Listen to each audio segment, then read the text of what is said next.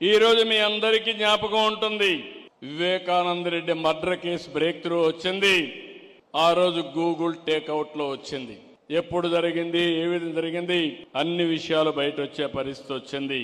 అందుకని ఈ రోజు సమాజంలో మనం అందరం గుర్తుపెట్టుకోవాల్సింది, టెక్నాలజీ అనేది సమర్థవంతంగా ఉపయోగించుకుంటే మనకు బ్రహ్మాండమైన ఫలితాలు వస్తాయి. ఆ ఫలితాలు రావడానికి ఈ రోజు పోలీసు వ్యవస్థను మీరు చూశారు. సమాజంలో అనేక సవాళ్లు ఉన్నాయి. మొన్నటి వరకు ముఖ్యమంత్రిగా పనిచేసిన వ్యక్తి తెనాలి ఒక రౌడీ షీటర్, ఒక గంజాయి బ్యాచ్ పోలీసుల పైన దాడి చేస్తే ఆయనకు సంఘీభావంగా పోయి లా అండ్ ఆర్డర్ సమస్య సృష్టిస్తే చూస్తూ ఊరుకుండాలన్న తమ్ముళ్ళు అని మిమ్మల్ని అడుగుతున్నా. ఏమమ్మా చూస్తూ ఊరుకో ఉండాలని మిమ్మల్ని అడుగుతున్నా.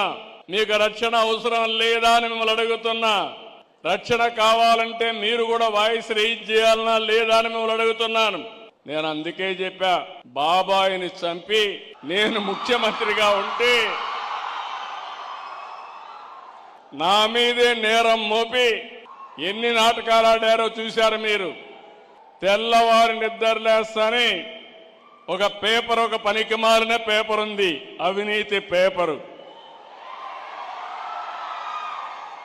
ఆ పేపర్లో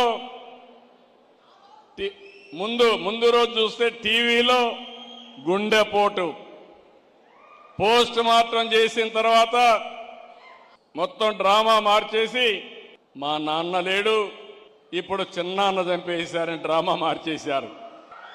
తెల్లవారి నిద్రలేస్తానే నారాసుర రక్త చరిత్రని ఆ కత్తి నా చేతిలో పెట్టి నేరం నా పైన వేశారు. మా పోలీసులు అప్పట్లో ఏమారిపోయారు. సమాధానం చెప్పలేకపోయాం. ఒక్క విషయం మిమ్మల్ని అడుగుతున్నా, ఆ రోజుగానే నేను నేరస్తుల్ని అరెస్ట్ చేసుంటే మళ్ళీ ఎవడన్నా అలాంటి నేరం చేస్తాడా అని మిమ్మల్ని అడుగుతున్నా. చేస్తాడా తమ్ముళ్ళు?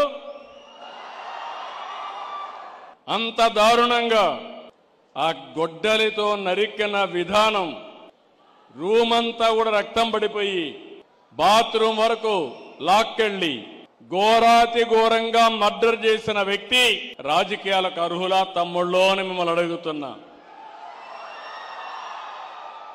అలాంటి వాళ్ళ వల్ల ఈ రాష్ట్రానికి లాభం ఉంటుందా అని మిమ్మల్ని అడుగుతున్నా.